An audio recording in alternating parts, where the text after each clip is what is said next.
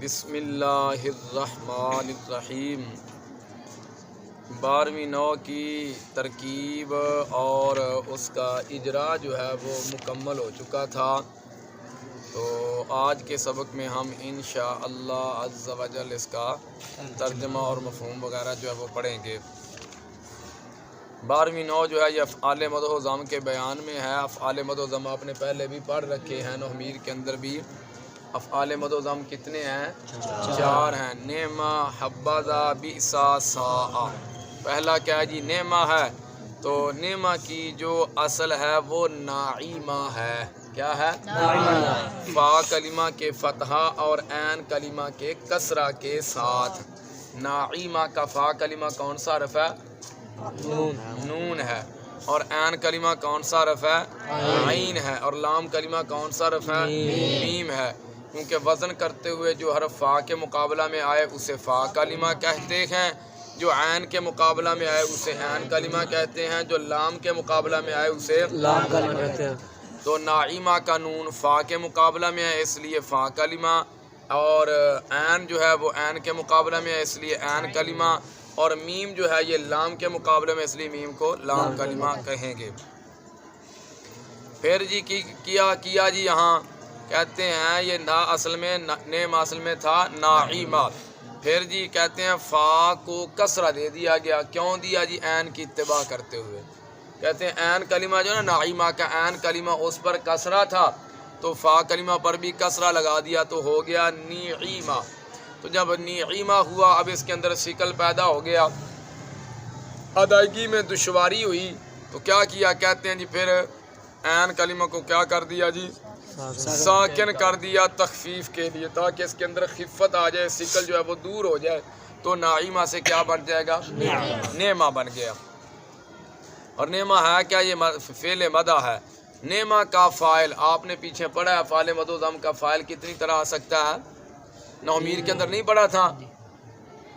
کتنی طرح سے آ سکتا ہے؟ 3 طرح سے آ سکتا ہے۔ معرب باللام بھی آ سکتا ہے، معرب باللام کی طرف مضاف، اور فاعل جو ہے وہ ضمیر مبہم ہوگی، اور اس کا جو ابہام ہے وہ ناکرہ منصوبہ کے ساتھ دور کیا گیا ہوگا۔ ناکرہ بھی ہو سکتا ہے اور ما بھی آ سکتا ہے۔ کیا آ سکتا ہے؟ جو تمییز بنے گی وہ ناکرہ بھی بن سکتی ہے کوئی، اور ما بھی تمیز آ جاتی ہے، یہ ہدایت النحو میں موجود ہے۔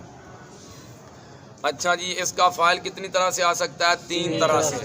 پہلا کیا جی؟ قد یکون اسم جنس معرفا باللام، کبھی تو اس کا جو فاعل ہے اس میں جنس معرب باللام ہوگا، اس میں جنس جویں نعم الرجل زید، الرجل جو ہے یہ نعمہ کا فاعل ہے، اور کیا ہے؟ یہ معرب باللام ہے۔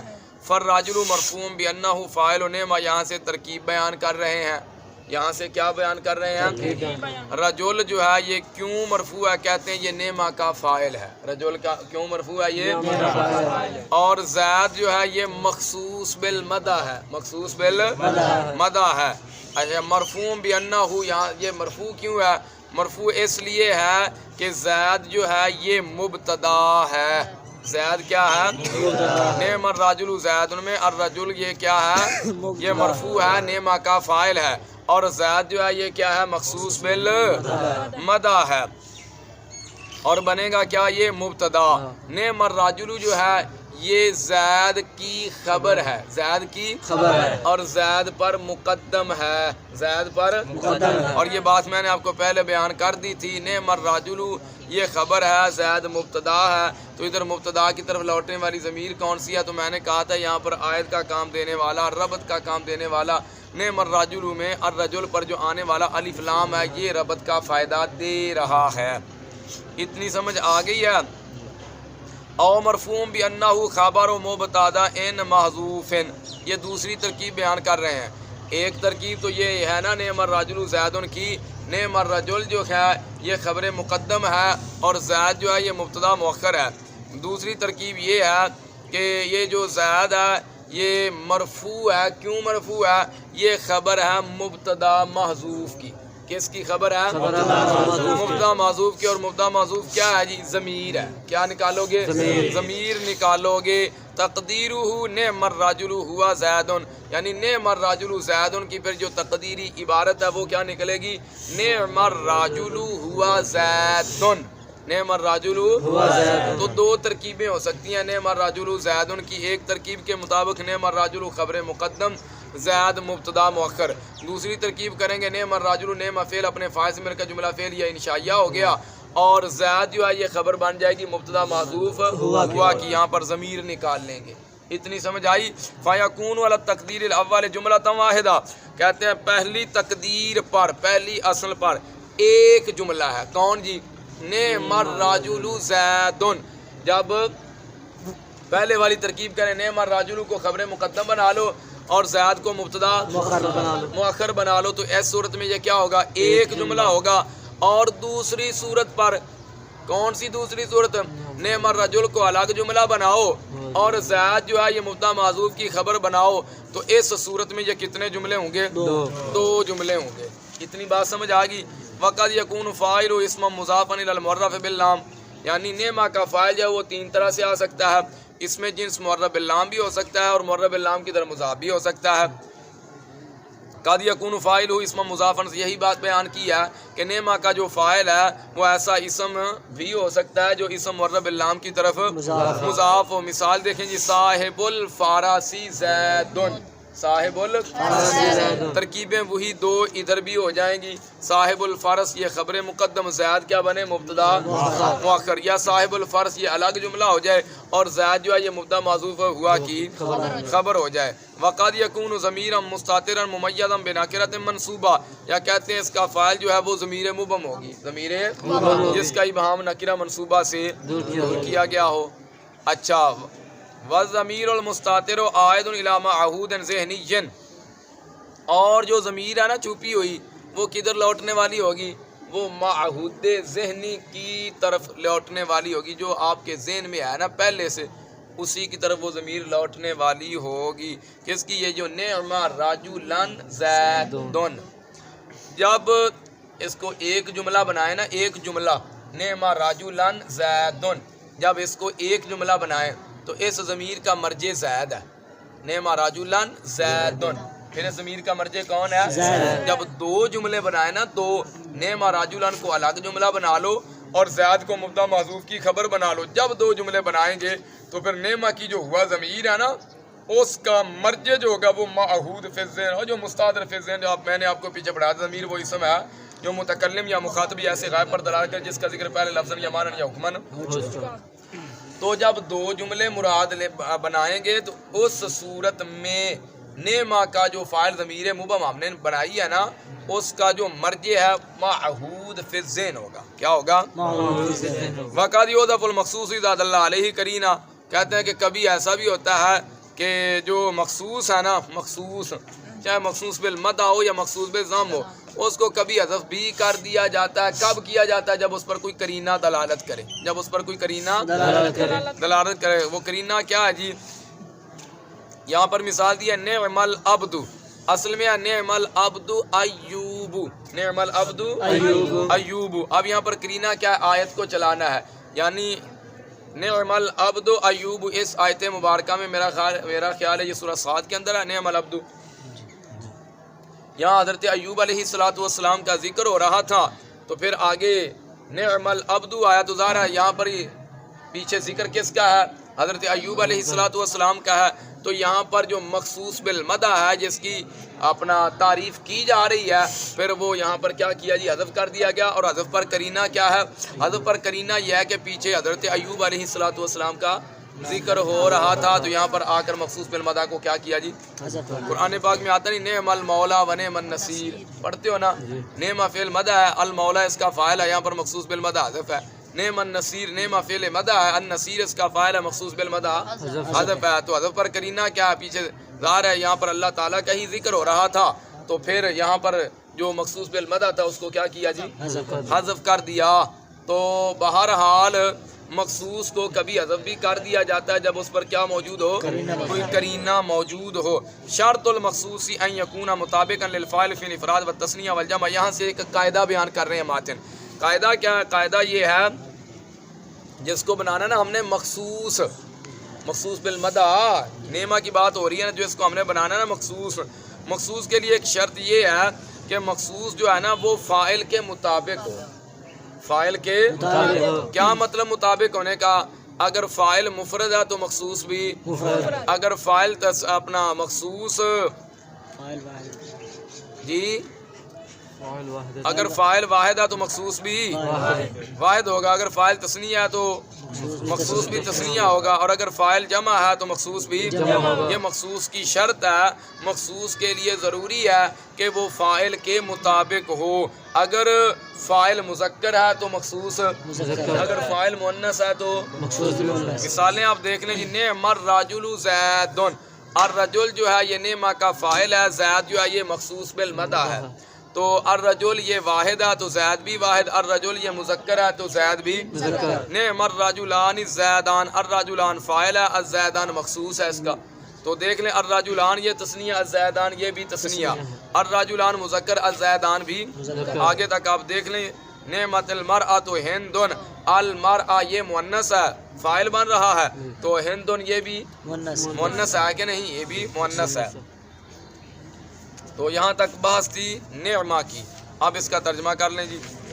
12ویں نو افعال مدح و ذم کے بیان میں ہے، اور وہ افعال مدح و ذم 4 ہیں.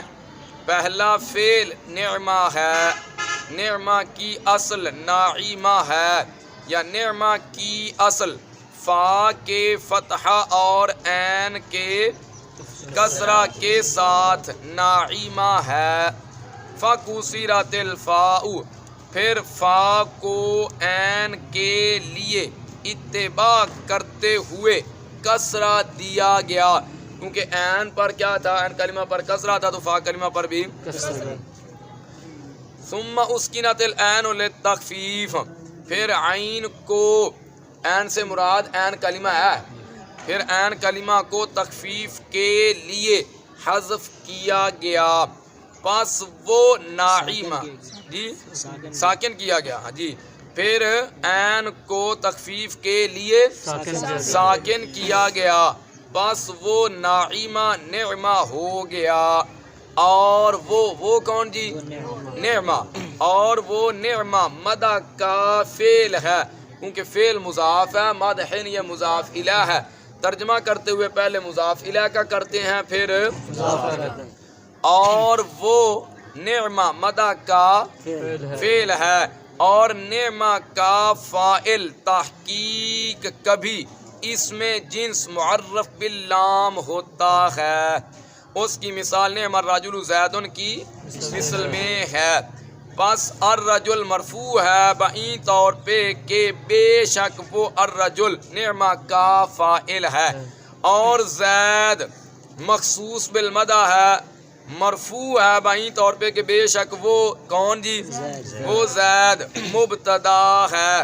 یا نعم الرجل زید کی خبر ہے، زید پر مقدم ہے. یا مرفوع ہے بعین طور پہ کہ وہ زید مبتدا محذوف کی خبر ہے. اور وہ کون جی؟ مبتدا محذوف ضمیر کا مرجع ہے نا. اور وہ مبتدا محذوف ضمیر ہے، اس کی اصل یا اس کی تقدیری عبارت نعم الرجل ہوا زیدن ہے.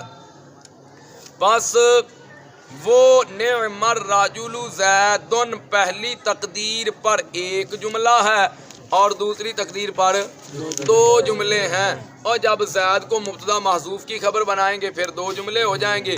اگر مبتدا محذوف کی خبر نہیں بناتے تو پھر ایک جملہ ہوگا. تو 2 ترکیبیں ہوں گی اس کی. وَقَدْ يَكُونُ فَاعِلُهُ اسم مضافہ، اور تحقیق کبھی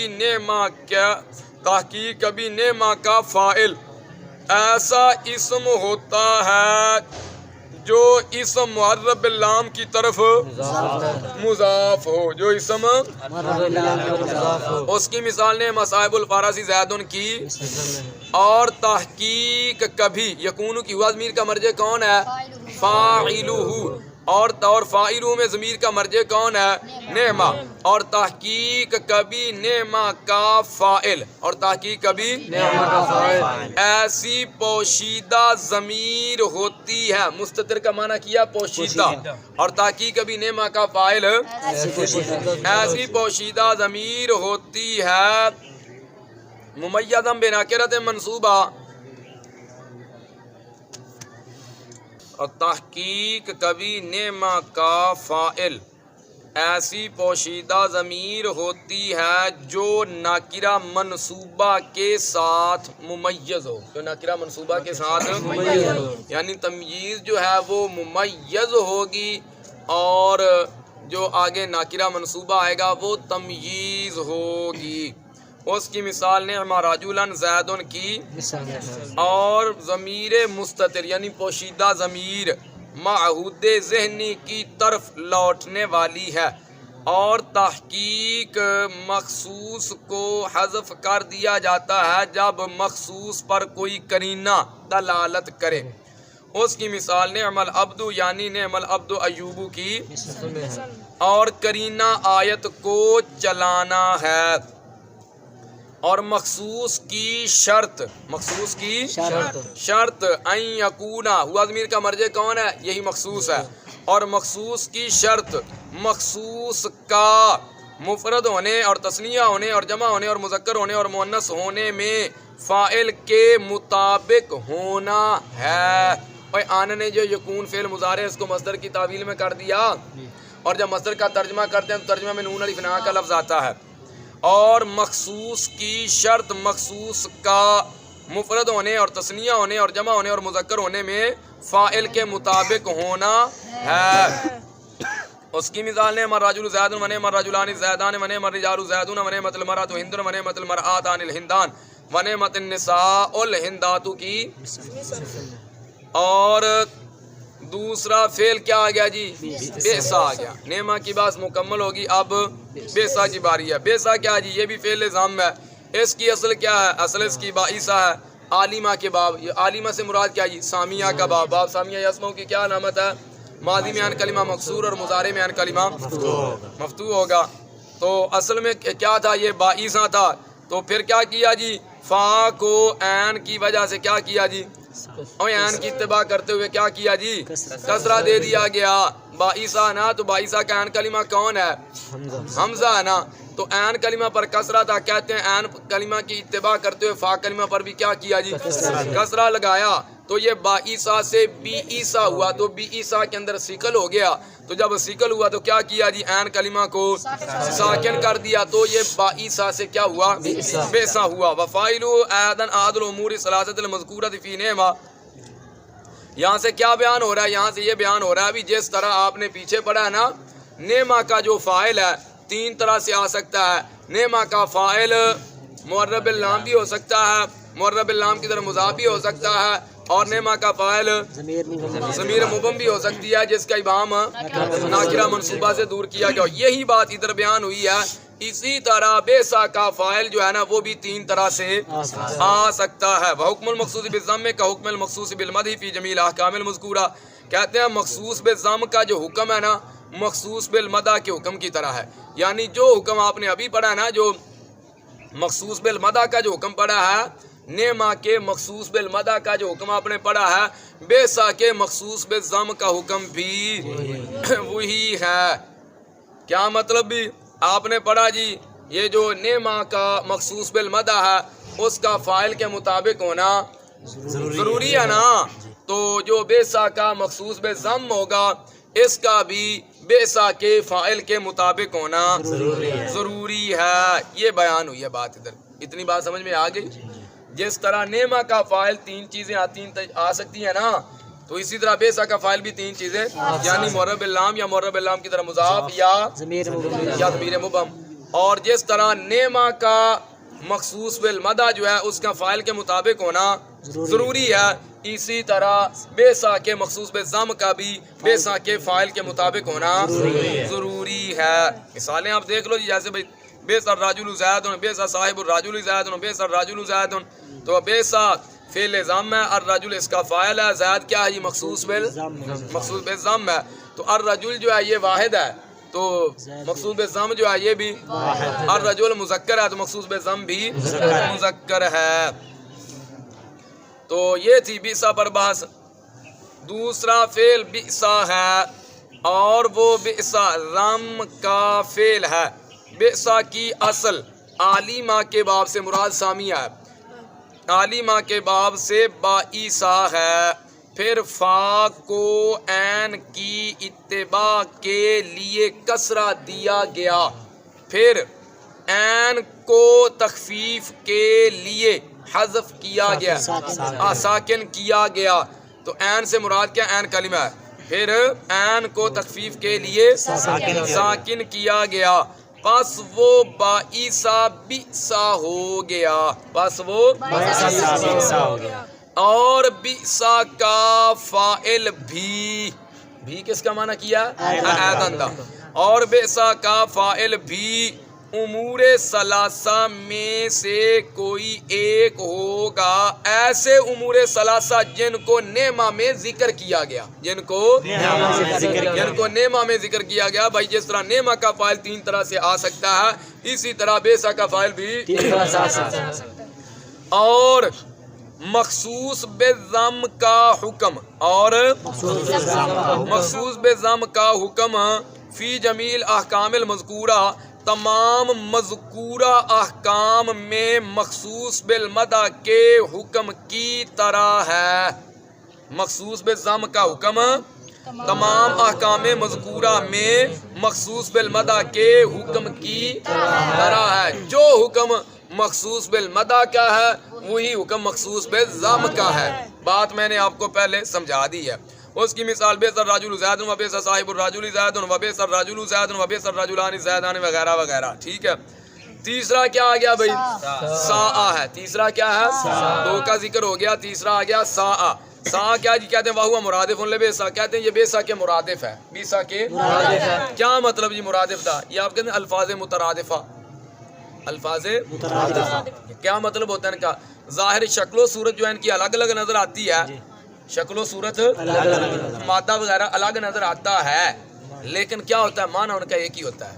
تو یہ بیان کر رہے ہیں یہ جو ساء ہے یہ بئسا کا مرادف ہے، یعنی جو معنی بئسا کا کریں گے وہی ساء کا کریں گے۔ وَمُوَافِقٌ لَهُ فِي جَمِيعِ وُجُوهِ الاستعمال، اور استعمال کی تمام صورتوں میں، استعمال کی ساء جو ہے یہ استعمال کی تمام صورتوں میں بئسا کے موافق ہے، بئسا کے، یعنی جس طرح اپنا بئسا کا فاعل تین طرح سے آ سکتا ہے، ساء کا فاعل بھی تین طرح سے آ سکتا ہے۔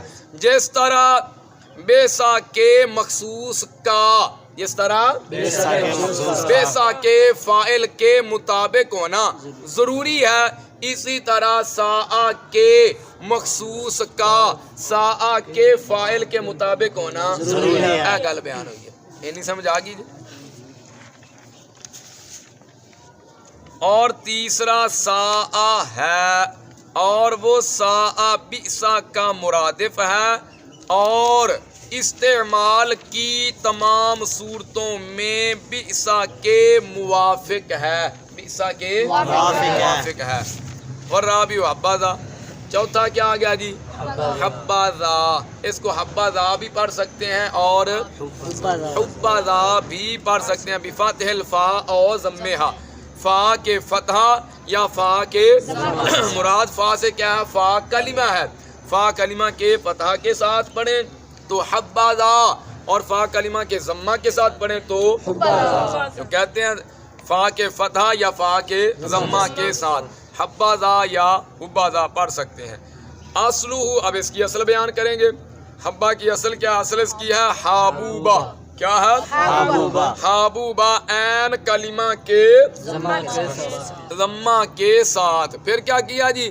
فَأُسْكِنَتِ الْبَاءُ الْأُولَىٰ، کہتے ہیں پہلی با کو ساکن کیا ہے، دوسری کو نہیں کریں گے، اور کیونکہ ادغام کے لیے پہلے حرف کا ساکن ہونا ضروری ہوتا ہے، دوسرے کا متحرک ہونا ضروری ہوتا ہے، اس لیے یہاں کیا کریں گے؟ پہلی با کو کہتے ہیں ساکن کیا، پھر با کا ادارہ، پہلی با ہوگی ساکن، دوسری متحرک ہوگی، جب دو حرف ایک جنس کے اکٹھے آ جائیں ان کا آپس میں ادغام کرنا واجب ہوتا ہے۔ ادغام کے لیے شرط کیا ہوتی ہے جی؟ پہلا ساکن ہو، دوسرا اگر پہلا متحرک ہو تو اس کو ساکن کرنے کے دو طریقے ہیں۔ کتنے طریقے ہیں؟ نقل حرکت اور حذف حرکت۔ یا تو حرکت نقل کر کے ماقبل کو دے دو یا حرکت کو ہی گرا دو۔ گل سمجھ آ گئی؟ تو کیا کہا جی؟ اصل ہے اس کی حابوبہ، عین کلمہ کے ضمہ کے ساتھ۔ تو کیا کیا جی؟ کہتے ہیں با کو ساکن کر دیا، با کو ادھر حرکت نقل کر کے ماقبل کو نہیں دی ہے۔ حابوبہ یہ پہلی جو لغت ہے، جب اس کو پڑھے نا حبذا، اس صورت میں با کی حرکت نقل کر کے ماقبل کو نہیں دی بلکہ با کی حرکت کو گرا دیا ہے۔ با جب ساکن ہوئی، با کا با میں ادغام کر دیا، کیا بن گیا؟ حبذا۔ او نقلت ضمتها الی الحاء، یا کہتے ہیں دوسری لغت کیا ہے جی؟ دوسرا یہ ہے جب اس کو بذا پڑھیں تو پھر کیا کریں گے؟ کہتے ہیں یہ جو با کا ضمہ ہے، پہلی با کا ضمہ ہے، اس کو نقل کر کے ماقبل کو دے دے۔ ماقبل کیا جی؟ ہا، ماقبل کو دے دے ہا۔ ادھر ہے نقل حرکت۔ حبذا پڑھے تو حذف حرکت اور حبذا پڑھے تو نقل حرکت۔ اب ادھر حرکت نقل کر کے کیا کریں جی؟ ماقبل کو دے دیں اور ماقبل کی حرکت کو گرائیں گے۔ ماقبل کی حرکت کو کی بن گیا؟ حببا۔ کیا بن گیا؟ تو با کا با میں کر دیں ادغام تو کی بنیا جی؟ حبا۔ سمجھ آ گئی؟ تو حبذا بھی پڑھا جا سکتا ہے اور حبذا بھی پڑھا جا سکتا ہے۔ حبا لا ينفصل عن ذا فی الاستعمال، قاعدہ بیان کر رہے ہیں۔ حبا جو ہے نا، حبا یہ استعمال میں ذا سے جدا ہوتا ہی نہیں۔ سمجھ لگی کہ نہیں جی؟ حبا جو ہے استعمال میں ذا سے والی آدھا یقال فی تقریر الافعال سے اس دعوے پہ دلیل دے رہے ہیں۔ پیچھے ہمارا دعویٰ ہے نا، حبا لا ينفصل عن ذا فی الاستعمال، حبا جو ہے یہ ذا سے استعمال میں جدا ہوتا ہی نہیں۔ کیوں نہیں ہوتا؟ اس پر دلیل دے رہے ہیں۔ کیونکہ بھائی یقال فی تقریر الافعال، کہتے ہیں جب افعال کو گنا جاتا ہے نا، افعال مد و ضم کتنے ہیں جی؟ 4 ہیں۔ کون کون سے ہیں؟ نعمہ، حبذا۔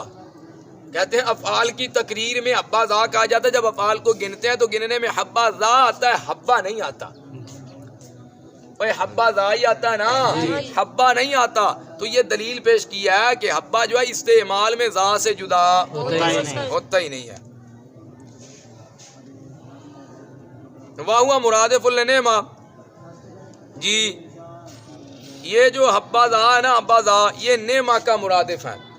جس طرح سا بیسا کا مرادف ہے، اس طرح یہ جو حبا ہے یہ کس کا مرادف ہے؟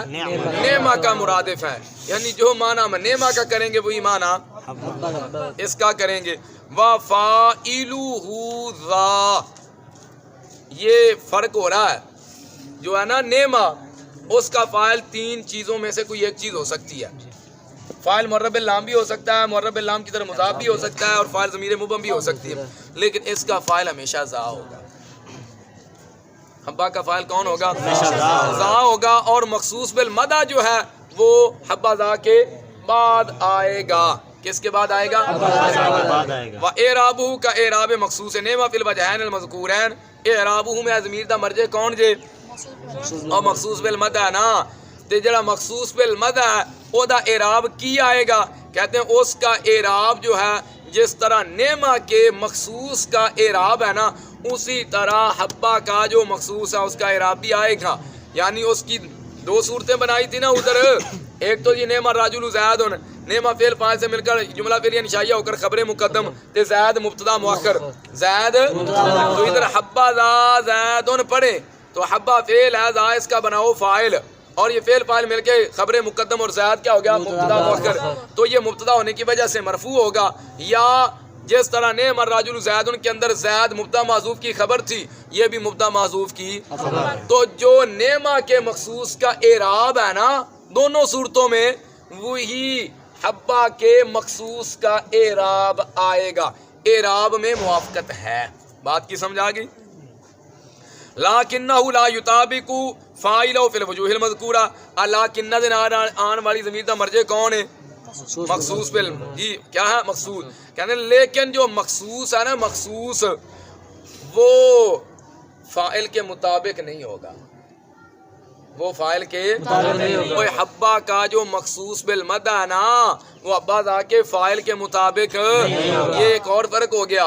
ایک فرق تو یہ اس کا فائل ہمیشہ ذا آئے گا, اس کا فائل ذا نہیں آئے گا. تین چیزوں میں سے کوئی ایک چیز ہو سکتی ہے. دوسرا فرق یہ ہو گیا ادھر تو ہم نے پڑھا تھا جو مخصوص ہے وہ نعمہ کے فائل کے مطابق ہوگا, ادھر جو اس کا مخصوص ہے وہ حبا ذا کا جو فائل ہے اس کے مطابق اس نے اسی طرح ہی رہنا ہے. مخصوص بالمدہ واحد ہو, تثنیہ ہو, جمع ہو, مذکر ہو, مؤنث ہو, یہ ذا کا ذا ہی رہے گا. اتنی بات آپ کو سمجھ میں آ گئی؟ دیکھیں جیسے بھائی حبذا زیدن, حبذا زیدان, حبذا زیدون, حبذا ہندن, حبذا الہندان, حبذا الہندات, تو ذا کا ذا ہی کھڑا ہے. آگے جو مخصوص ہے وہ بدل رہا ہے, کہیں واحد آ رہا ہے, کہیں تثنیہ آ رہا ہے, کہیں جمع آ رہا ہے, کہیں مذکر آ رہا ہے, کہیں مؤنث آ رہا ہے, لیکن ذا اسی طرح ہے. وَيَجُوزُ أَن يَكُونَ قَبْلَهُ أَوْ بَعْدَهُ, اے قبل دے نال آنے والی جڑی ضمیر مجرور متصل دا کون ہے مرجع؟ مخصوص. تے ایتھے ایک اور کا ضابطہ بیان ہو رہا ہے, قاعدہ بیان کر رہے ہیں کہ مخصوص بالمدہ نا, جو مخصوص بالمدہ با کا اس سے پہلے یا اس کے بعد ایسے اسم کا ہونا جائز ہے جو اسم مخصوص کے موافق ہو. مخصوص کے موافق, اور وہ کیا ہوگا؟ منصوب ہوگا, یا تو تمییز کی وجہ سے ہوگا یا حال کی وجہ سے ہوگا. یہ بتایا ہے مخصوص بالمدہ ہے نا جو کس کا؟ حبا کا. اس سے پہلے یا اس کے بعد ایسا اسم آ سکتا ہے جو اسم مخصوص بالمدہ کے موافق ہو, مخصوص بالمدہ کے موافق ہو, اور وہ ہوگا کیا؟ منصوب ہوگا. اور منصوب کس وجہ سے ہوگا؟ یا تو تمییز کی وجہ سے ہوگا یا ترکیبیں آپ نے کر لی اس کے اندر, آپ نے یا تو اس کو تمییز بنایا یا آپ نے اس کو حال بنایا. مثالیں دیکھیں بھی, جیسے حبذا رجلن زیدن, دیکھیں بھی زید جو ہے یہ ہے مخصوص بالمدہ. اس سے پہلے رجلن آ گیا کہ نہیں؟ منصوب ہے کہ نہیں؟ اور منصوب ہی ہے نا. رجل بھی واحد ہے, زید بھی واحد ہے, رجل بھی مذکر ہے, زید بھی تو ہے نا اس کے موافق کے نہیں؟ موافقت ہے. اور رجل بن کیا رہا ہے ترکیب میں؟ تمییز بن رہا ہے. وحبذا راکبن زیدن, ادھر دیکھ لیں بھائی زید جو ہے یہ کیا بن رہا ہے ترکیب میں؟ مخصوص بالمدہ بن رہا ہے نا حبا کا. تو اس سے پہلے آ گیا راکبن, یہ کیا بن رہا ہے ترکیب میں؟ حال بن رہا ہے. راکب بھی مذکر ہے, زید بھی مذکر ہے, راکب بھی واحد ہے, زید بھی, تو یہ مخصوص کے موافق ہے یا نہیں؟ مخصوص کے موافق ہے. وحبذا زیدن, اگے کیجی راجولن, ادھر مخصوص بالمدہ کے بعد آ گیا راجولن.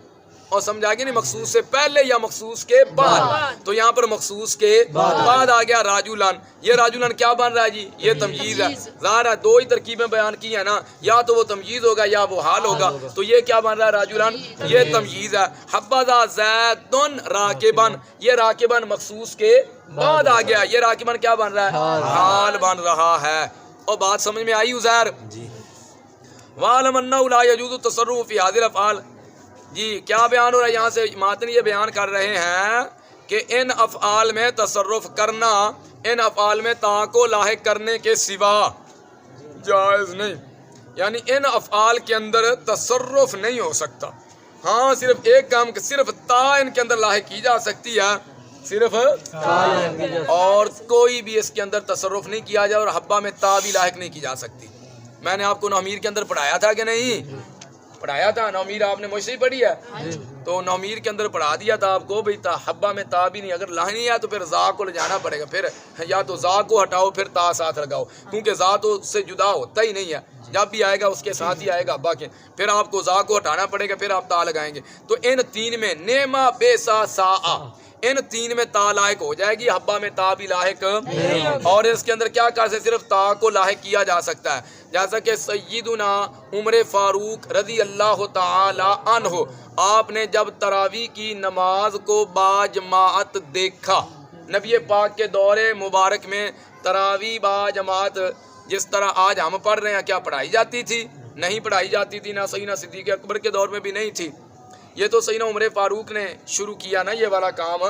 تو آپ کے دور مبارک میں یہ معاملہ شروع ہوا. آپ نے ایک حافظ قرآن کو مقرر کیا, وہ تراویح کی جماعت کرا رہے ہیں اور باقی سارے حضرات اس کے پیچھے کھڑے ہو کر نماز پڑھ رہے ہیں. تو با جماعت جو سلسلہ تراویح کی نماز کا شروع فرمایا وہ کس نے کیا تھا؟ سیدنا عمر فاروق رضی اللہ تعالی عنہ نے کیا تھا. تو آپ نے جب تراویح کی نماز کو با جماعت دیکھا تو دیکھ کر فرمایا نعمت البدعۃ ھذہ، کیا فرمایا؟ نعمت البدعۃ ھذہ، حاضی، یہ کتنی اچھی بدعت ہے۔ نعمت تھلے کسرہ کیوں آ گیا جی؟ البدع کا حمزہ وصلی ہے، وہ درمیانے کلام میں گر گیا، وہ درمیانے کلام میں دو ساکن اکٹھے ہو گئے، ایک تا ہے اور ایک لام ہے، ایک تا ہے اور ایک لام ہے۔ تو جب دو ساکن اکٹھے آ جائیں تو پھر قانون کیا؟ ساکن اذا حرک، حرک بل ساکن کو جب حرکت دی جاتی ہے تو حرکت کسرہ کی دی جاتی ہے، مگر کسی عارضہ کی وجہ سے فتح اور ضمہ بھی دی جاتی ہے۔ یہ میں نے آپ کو التقاء ساکنین علی غیر حدی کا قانون جب صرف میں پڑھایا تھا وہاں اس کی اچھی طرح وضاحت کر دی تھی، یاد ہے آپ لوگوں کو؟ تو نعمت البدعۃ ھذہ ہی بتا یہ رہا تھا کہ ان افعال میں تین میں تا کو لاحق کیا جا سکتا ہے۔ سیدنا عمر فاروق رضی اللہ تعالیٰ عنہ کا یہ فرمان مبارک نعمت البدعۃ ھذہ، یہ کتنی اچھی بدعت ہے۔ پتہ چلا ہر بدعت بری نہیں ہوتی، کوئی بدعتیں ایسی ہوتی ہیں جو بڑی اچھی ہوتی ہیں، جو بڑی ایسی بدعت جو ہے یہ معاذ اللہ کوئی جہنم میں لے جانے والی نہیں ہوتی۔ یہ جو کہہ دیا جاتا ہے ہر بدعت گمراہی ہے اور ہر گمراہی جہنم میں لے کے جائے گی، نہیں، ہر بدعت گمراہی نہیں ہوتی۔ سیدنا عمر فاروق فرما رہے ہیں یہ کتنی اچھی بدعت ہے۔ بات سمجھ میں آ گئی؟ اور والی ھذا سمیت ھذہ الافعال غیر متصرفۃ، کہتے ہیں اسی وجہ سے، کس وجہ سے؟ کہ ان افعال میں تصرف نہیں کیا جا سکتا، کہتے ہیں اسی وجہ سے ان افعال کو افعال غیر متصرفہ کہا جاتا ہے، افعال متصرفہ کہا جاتا ہے۔ جی ہوگی بات مکمل، ترجمہ کریں۔ اور چوتھا فعل حبذ، اور چوتھا فعل حبذا ہے، فا کے فتحہ یا فا کے ضمہ کے ساتھ۔ فا سے مراد کیا؟ فا کلمہ۔ حبہ کی اصل حابوبہ ہے، عین کے ضمہ کے ساتھ، حبہ کی اصل عین کے ضمہ کے ساتھ حابوبہ ہے۔ پھر کیا کیا جی؟ پھر پہلی با کو ساکن کر دیا گیا اور پہلی با کا دوسری با میں ادغام کر دیا گیا، یا ٹھہرے علی اللغۃ الاولی، اور پہلی با کا دوسری با میں لغت اول پر یا پہلی لغت پر ادغام کر دیا گیا۔ پہلی لغت کیا تھی؟ بفتح الفا، دوسری لغت کیا تھی؟ او ضم ہا۔ پہلی لغت پر کیا کیا جی؟ اور پہلی با کو ساکن کیا اور پھر با کا با میں ادغام کر دیا گیا، یہ پہلی لغت، تو یہ بنا پھر حبذا۔ یا با کے پہلی با کے اضمتھا، ضمیر دا مرجع کون ہے؟ الباء الاولی، یا پہلی با کے ضمہ کو ہا کی طرف نقل کر دیا گیا اور با کا با میں دوسری لغت پر ادغام کر دیا گیا۔ دوسری لغت کیا تھی؟ او ضم ہا، فا کے ضمہ کے ساتھ حبذا، تو یہ پھر کیا بن جائے گا؟ حبذا۔ اور حبہ استعمال میں را سے جدا نہیں ہوتا اور اسی وجہ سے افعال کی تقریر میں، افعال کو گننے میں حبذا کہا جاتا ہے۔ اور وہ کون بھائی؟ حبذا نعمہ کا مرادف ہے، وفاعلہ ضمیر کا مرجع کون ہے؟ اور حبذا کا فاعل لا ہے، اور مخصوص بالمدہ اس کے بعد، کس کے بعد؟ اذا کے بعد، حبذا کے بعد مذکور ہے۔